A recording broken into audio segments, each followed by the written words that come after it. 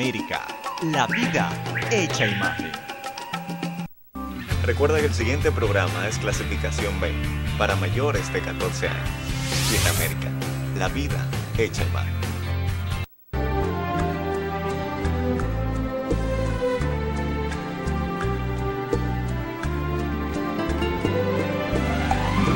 La Fundación de Abogados Litigantes del Sanedrín presenta Los Emblemáticos del Sanedrín.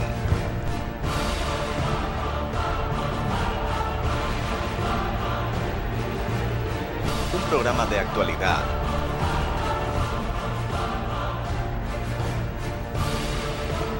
entrevistas, comentarios científicos, ortodoxo y conductual para la juventud y el adolescente, bajo la conducción del licenciado Reyes Álvarez de los Santos, y en los comentarios, los doctores Alfonso Torres, Carlos Lorenzo, el pastor Fran Zapata y Reina Celeste Álvarez.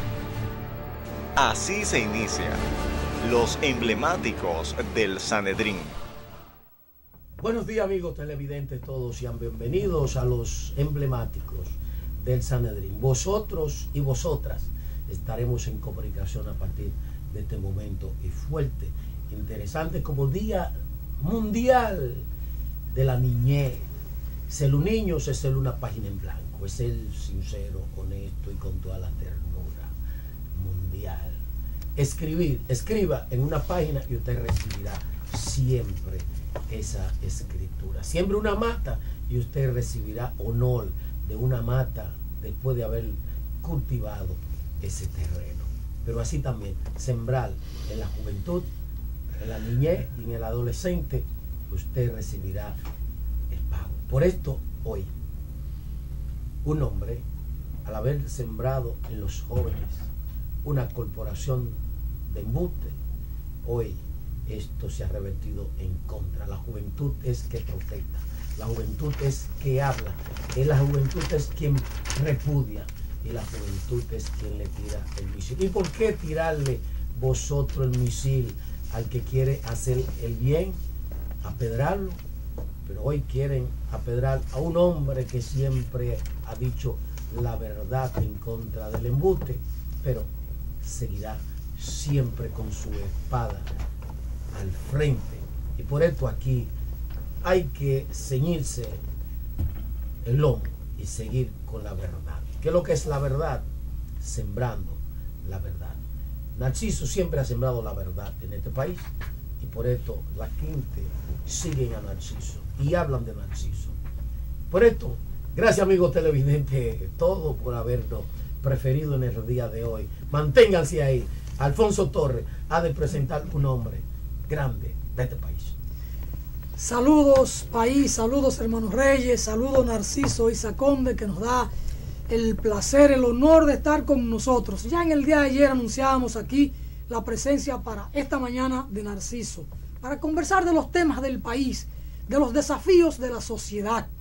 Y hoy uno se levanta, aunque la noticia llegó anoche, de un hecho, de una situación que nos mueve no a angustia, pero sí a preocupación. ¿Cómo es posible que a un hombre, un héroe nacional como don Delio Gómez Ochoa, lo estén utilizando ya al final de su vida para cuestiones muy personales y muy particulares y para intereses muy mezquinos? Pero esto por supuesto no ha de sorprendernos, porque ya utilizaron a don Juan en el año de 1996, cuando el famoso Frente Patriótico, ya don Juan allí perdiendo la nostalgia del tiempo, perdiendo su cabale, como decimos en Dajabón, lo utilizaron para levantarle la mano a Leonel Fernández junto a Joaquín Balaguer, y entonces don Juan se va de este mundo de los vivos con un momento y con un trago muy amargo. Y eso han hecho en el día de ayer con don Delio Gómez Ochoa, llevarlo allí para darle un respaldo a don Leonel Fernández. Un acto bochornoso para lo que lo plantearon, lo organizaron, como es el caso del buen amigo Omar Ventura. Omar está en su cabale. Omar es una persona muy joven, de apenas 58, 59 años, muy lúcido. para utilizar el nombre de Delio Gómez Ochoa y la persona de Delio Gómez Ochoa y sentarlo a Leonel en el centro, Omar a un lado y a Delio Gómez Ochoa para lavarle los pies a don Leonel Fernández. Es un acto penoso, ridículo. Por eso don Reyes Álvarez aquí siempre habla de que van de lo sublime a lo ridículo. Y es lamentable que esto pase. Y bueno, con una reflexión en esta dirección tenemos que comenzar, porque Omar Ventura fue un amigo nuestro en las lides revolucionarias bajo la conducción de Narciso. Don Narciso, saludo. Yo no sé si usted vio a Omar Ventura, ese amigo nuestro, llevando a don Delio a un momento penoso. Militante del PSD. Sí, yo lo recuerdo. Y además de una familia con historia de luchadores contra el trujillismo, sobrino de Manolo el Gallego, su padre, su madre. Es sumamente penoso porque, como tú dices, él tiene una alta responsabilidad en ese hecho. Mira, la militancia revolucionaria, y no solo, la militancia en la dignidad, en la honestidad, en los valores de justicia, de bienestar colectivo. Yo digo que como el amor de pareja. Hay que reafirmarlo todos los días, cada hora. Pienso en Bertolt Brecht. Cada hora, sí. Yo me hice ese propósito. Creo porque es importante no solo cómo comienza, cómo transita, sino cómo termina. Y escuché a Ricardo Nieves en una reflexión muy lúcida a propósito de una gente también muy querida, que ni por asomo se compara el hecho con el de Delio de ayer, que es Negro Veras, el querido Negro, cuando dijo, y en el caso de Negro hay todavía quizá una razón emotiva fuerte, que fue el caso de su hijo y la actitud que asumió frente a él Leonel, pues Leonel hace eso para ganarse gente, para neutralizar gente, calcula las personalidades, su aspecto emotivo para manipular. Es un gran manipulador, más que un encantador de serpiente, como dice. Entonces Nieves decía, mira, si ustedes me ven a mí al cabo de los años envejeciendo, hacer lo que nunca hice, contrario a mi trayectoria moral, métame en un asilo de ancianos, sáquenme de circulación, no dejen que yo actúe contra mi trayectoria. Y creo que es una recomendación sabia a familiares y amigos, amigas, porque a cualquiera le puede pasar que lo asalte el alemán, que lo afecte, al cabo de los años se van deteriorando los órganos. Delio tiene agravantes de enfermedad, tú lo conoces, sí, tú sabes. Aquí estamos frente a una manipulación de manipuladores expertos, porque tú hablabas con mucha razón del caso de Juan Bosch. Yo tuve una experiencia con el caso de Bosch. Tú sabes que yo tenía una amistad muy densa, muy intensa con Miguel Coco. A Miguel yo le decía todo, y lo criticaba de frente, pero éramos amigos y yo lo estimo, lo sigo estimando mucho a él, a su familia. Y Miguel un día me dice, ven para acá, Narciso, pero ven rápido a la editora, y me dice, yo quiero que tú aceptes, yo te voy a entregar una cosa, es una invitación, y que tú aceptes esa invitación anticipadamente. Yo le digo, no, Miguel, yo no doy cheque en blanco, dime qué es y yo te respondo. Me dice, el profesor Bosch te ha escogido a ti y a tu compañera como las únicas personas de izquierda que irían a su cumpleaños, pero tú sabes, está invitado a la guerra. Y yo le digo, Miguel, dame un día para pensar las cosas bien y hablar con Lulú y con mis compañeros y compañeras. Yo tenía una determinación ya, pero no quería hacerlo consultando. Y entonces le llevé una carta a Juan Bosch, que después se publicó en el Nacional, en mi columna, donde decía, profesor, yo lo estimo, reconozco sus valores, hemos podido tener diferencias, pero creo que usted es uno de los grandes valores de la historia dominicana. Pero no me pida que Dios bendiga esa junta. Me dice Miguel que Bosch, cuando leyó la carta, lloró. No tenía por qué mentirme. Y dijo, esta es una gente seria. Y recuérdate que Juan Bosch, cuando fue, no brindó, no alzó la copa en el cumpleaños. Ya Juan Bosch estaba siendo utilizado con múltiples factores afectivos, y ciertamente lo llevaron al final de su vida a actos deshonrosos desde el punto de vista político, moral, porque no solo levantar la mano de Balaguer y de Lionel era un pipiolo en política entonces, ¿no? Sino ahí estaba Pérez y Périto, el bando asesino atrás. Ahí me tocó lo de Emma, lo de Minú. Son cosas desgarradoras, Ahora, tenía razón Uchi, lo oí en el comentario, de que Delio no podrá dañar ni él mismo lo que él hizo. Él es un héroe. Y bueno, la historia es así.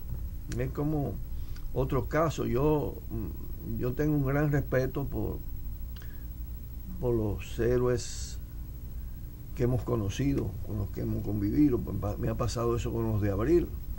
No fue el caso de Camaño, que concluye en la gloria del gesto heroico, independientemente de todas las valoraciones que puedan hacerse. Salta la inmortalidad.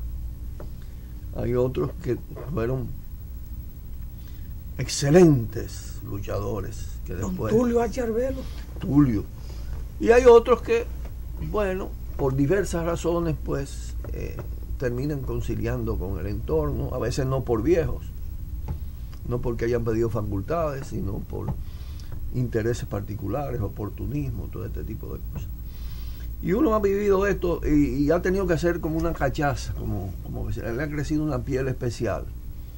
Pero sin embargo yo no, a pesar de que tengo algo de esa piel, estas cosas me afectan. Son cosas que duelen, Narciso, son cosas que duelen. Que afectan Narciso. muchísimo. Ahora, los sentimientos, vamos a ponerlo a un lado. Ahora, veamos el momento. Lo siguiente, los que hicieron eso, y en especial Leonel, se degrada más, se ensucia más, se le sale toda esa podredumbre del alma. Mira, yo no quisiera seguir con el tema. Más culpable que Leonel es Omar Ventura. Omar es mi amigo, pero más culpable que Leonel es Omar. A Leonel fueron a servirle. Y si él pidió que le sirvieran, no debieron servirle. Omar es el mayor responsable de ese acto de degradación humana contra Delio Gómez Ochoa, un héroe nacional y un héroe en Cuba, en la Cuba socialista, un hombre que estuvo en la Sierra Maestra con Fidel y un hombre que vino con la raza inmortal. Pero bueno. Profesor, ¿y usted no cree que eso se debe a que don Delio ya ha cambiado porque la sociedad le ha dicho que él ha luchado demasiado y no tiene dinero? Y bautizando a Leonel Fernández en esta época que está en mala, que ya la misma juventud, el pueblo, ya a nivel casi del continente lo están enjuiciando y que él va a parar la cárcel. Y venir un hombre como Ochoa y otros que son creíbles, eso podría servir como un apadrinaje para que Leonel otorgue una inmunidad, y entonces con esto en un futuro ascender al gobierno y que estos también estén a su lado, a la izquierda y a la derecha. Tú sabes que hay un rey Midas al inverso. Hay el rey Mida en la mitología, todo lo que tocaba lo convertía en oro. Hay quienes todo lo que tocan en un momento de su vida, y ese es el caso de Leonel, lo convierte, yo no voy a decir la palabra en qué, pero en eso lo convierte. Así que lo convierte en piedra, para no decir. Es decir, contaminan, infectan. Así Balaguer era un artista para contaminar, porque él quería que todo el mundo se ensuciara con él. Y de esa escuela, estudiado minuciosamente a Joaquín Balaguer y lo ha reproducido en la era digital, como yo digo, es el Balaguercito de la era digital. Entonces, pero ¿qué es lo que acontece con esto? Que él no se recupera, él ensucia, pero él sigue estando sucio, más sucio cada vez. Entonces son actos fallidos desde todo el punto de vista, lamentablemente, que arrastran a seres que uno aprecia, que uno estima y que la sociedad ha valorado. Así que bueno, hay que ver con desprecio a los que fueron capaces de articular eso, y ciertamente, como dice Torres, nuestro amigo Omar tiene una responsabilidad alta en ese sentido, y esa es la labor que él está haciendo con Parepera en el Senado. Yo me he dado cuenta de ese tipo. Entonces, pero Delio, no es que Delio ha recibido grandes prebendas, no. Delio tiene un apartamento modesto y una pensión como héroe nacional, lo menos. ¿Me entiendes? Delio no es un hombre de ambiciones, por eso yo le atribuyo a un estado ya de envejecimiento este hecho. Además, los discursos, yo escuché el discurso de Delio, de los últimos, en los homenajes al 14 de junio, él siendo un hombre con un pensamiento, cómo valora la revolución cubana. Él no ha claudicado de ese pensamiento, a él lo han arrastrado a una cosa terrible. Bueno, Narciso, vamos a hablar del país. Hay una juventud lanzada a las calles, y no solo una juventud, porque usted es un hombre de juventud acumulada y también está en la calle con esos jóvenes resistiendo, porque la ciudadanía tiene que resistir. Se ha hablado de una crisis, se ha hablado de un hoyo fiscal. El padre Regino Martínez, desde la lejanía de la frontera, desde mi amado Dajabón, habla de una fosa fiscal. Don Danilo Medina dice que es necesaria una transformación financiera, es decir, si un Estado no tiene recursos, no puede ir en auxilio de los pobres. Y hay una situación, un escarceo en la justicia con el tema de Leonel y la necesidad de enjuiciarlo. Hay muchas cosas en términos históricos que están pendientes.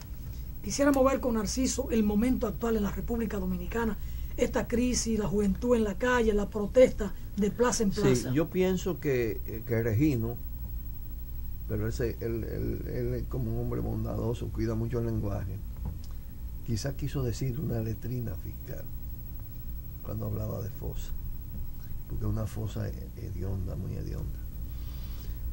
Pero es más que eso, mira, yo he estado insistiendo en las conversaciones y en los escritos en que si bien el detonante es el déficit fiscal, en el que no hay dudas, hay demasiadas evidencias de que hay un componente de corrupción, de malversación, de tráfico de influencia, y ha servido para enriquecer.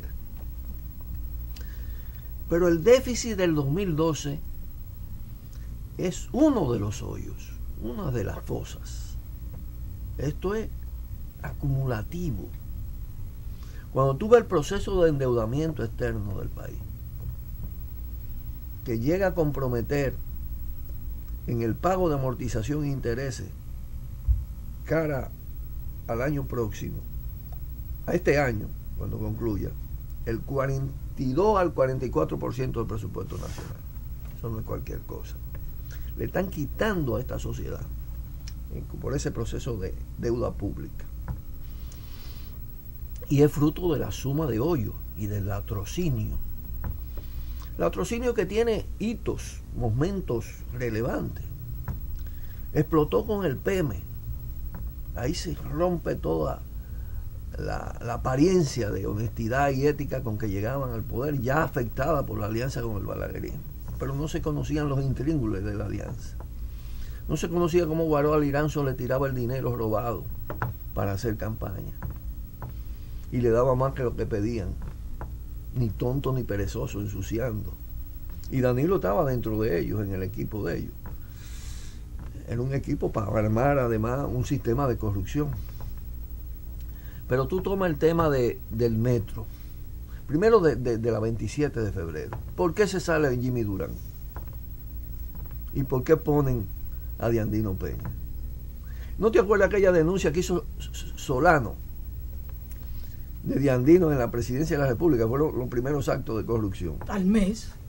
Eso no lo investigaron nunca, pero fue una denuncia consistente. Al mes. Y lo tiran para obras públicas, a los contratos grado a grado, sobrevaluados. Hay que buscar los artículos de Roque Napoleón Muñoz explicando esos contratos. Él decía que entre el 30 y el 50% de cada contrato era sobrevaluación. Ingresos extraordinarios para los contratistas y los funcionarios. Y Leonel armó su propio sistema y puso a Félix Bautista. Mira, Félix Bautista llegó a inaugurar obras que no se hicieron y a cubicar obras que no se hicieron. Y se hicieron esa denuncia y se le entregaron a diarios nacionales aquí, con lujo de detalle. Y una llamada de Leonel tapaba el problema. Pero tú tienes la Sunland. Tú sabes que yo no comulgo con las ideas neoliberales del economista PRDista de Andrés Jorge. No, de Escudero. De Moya. de Escudero, una gente muy decente. Pero el libro de Aristis Escudero es un expediente de la Sunland. Tú agarras la colección de tiro al blanco, y no por el rol que uno ha jugado ahí. Comenzó con uno de los hechos más dolosos, uno de los contratos coloniales casi, que es la concesión de Sanssouci de parte del malecón de la ciudad histórica y de todos los humedales de los Sama en la costa frontal a la ciudad colonial, a los Vicini. Eso fue concedido por $37 millones, pagadero en las áreas verdes de todo el proyecto que todavía ni se ha hecho. Una joya de la ciudad. Tú sigues por los aeropuertos y cómo se han manejado los aeropuertos en este país para el tráfico de todo, de personas, de armas, de drogas. Las compañías tan denunciadas que han hecho eso. El Ministerio Público, nada. Pero si por un simple rumor tiene que moverse el Ministerio Público, más con denuncias escritas. Ese argumento del procurador es una cosa horrible. ¿No entiendes? Horrible. Porque es que con todo lo que está planteado, tú tienes entonces cómo se manejó lo de la Sunland. Tú tienes las operaciones de Félix Bautista en Haití, la fundación de Félix Bautista. Es un cuerpo del delito como la Fundación Global. Yo vi los cheques, 10 cheques de $1 millón dados por contratista a Leonel Fernández, a la Fundación Global, en su inicio. Eso es tráfico de influencia, eso es soborno. Pero aquí no hay sistema judicial para eso.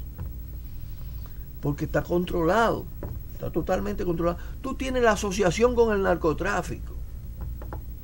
Adicionalmente al desfonde del Estado, al manejo para provecho particular del patrimonio natural del país y del patrimonio público.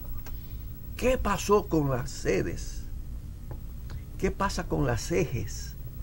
Acaba de hacerse una denuncia de una estafa de $10.000 millones de Jejaina y Ejeitabo, y la silenció Danilo mismo, que fue el expediente de Izquierdo. Eso es verdad, yo examiné el expediente. Eso da para una acusación terrible. fuerte. Eso nada se hacía sin la anuencia de Leonel Fernández. El escándalo de Segura en la CDE. Ahora cómo acaba de terminar Marrancini con la CDE. Es decir, es por toda yo leí unos trabajos que me mandaron en el programa Tiro al Blanco, hecho por ingenieros, que demostraban cómo Díaz Rúa, en los primeros 4 años de estos 8 últimos, con los contratos sobrevaluados, tuvo ingresos de más de 400 millones de pesos. Euclides, nosotros publicamos de Euclides una sustracción de 326 millones de pesos cuando tú te vas para los Mogotes, aquí a 50 kilómetros de la capital, y ves las residencias de estos pejes gordos PLDistas, que eran arrastrados, como dice la gente, que andaban en carrito o a pie, mansiones, lo de Alejandrina. Es que eso está demasiado evidente como para poder hacer un proceso de enjuiciamiento serio, y el jefe de todo eso era Leonel Fernández. ¿Y qué consideración merece Mítalo Bermúdez, el llamado de Leonel Fernández a que los PLDistas defiendan, se tiren a la calle a defender el gobierno de Danilo y que con él lo que se quiere hacer una injusticia y que le quieren hacer daño? Aquí viene lo siguiente, a propósito de la situación. ¿A dónde que se produce la catalización de la indignación y la insurgencia de la misma a la superficie en gran escala? De eso habíamos hablado en este programa. Yo decía, eso va a venir, y no va a venir en la forma clásica, porque hay nuevos actores en juego. El catalizador es un hecho, por eso se rodea ronda alrededor del déficit fiscal. Cuando la sociedad ve, y la gente todavía con más escolaridad, los jóvenes más inquietos ven, que encima de todo eso y de toda esa impunidad, nos quieren hacer pagar con nuevos impuestos el hoyo fiscal lleno de corrupción. Ese hoyo letrina, nos lo quieren hacer pagar con nuevos impuestos. La gente estalla. ¿A usted lo quieren silenciar? Porque ya le están haciendo llamado. Es decir, aquí viene lo siguiente. Todo eso estaba soterrado. La indignación podía expresarse, una protesta aquí, otra protesta allá, una huelga, una paralización, un piquete. Pero esto, es decir, cuando los regímenes ya llegan a un punto de descomposición tal, de putrefacción, míralo en la historia, emerge la juventud, y particularmente la juventud de capas medias, la que encabeza, porque una parte de ella se hace revolucionaria, una parte, no toda, como pasó en Cuba, como pasó aquí en los 60. Cuando el régimen de Trujillo se pudre, ya emergen las nuevas generaciones de capas medias, que tienen la suficiente lucidez para darle ideas al proceso, pero al mismo tiempo se endurecen los sistemas. Eso que está pasando aquí en el Congreso, con el tema de la libertad de expresión y el intento de yugularla, es una señal de descomposición. Lo del código, el retroceso en el código con el tema de los derechos de la mujer y el problema de la cosa, el código y los niños es decir, es el autoritarismo frente a la descomposición, frente a la emergencia de la protesta. Vamos a venir con la protesta y esa juventud de clase media alta e intelectuales que están en este proceso y conduciendo el proceso, porque son nuevos actores. Vamos a una brevísima pausa y retornamos y también entonces con la querella. Y retornamos con Narciso. Vamos arriba, señor director. Con la querella.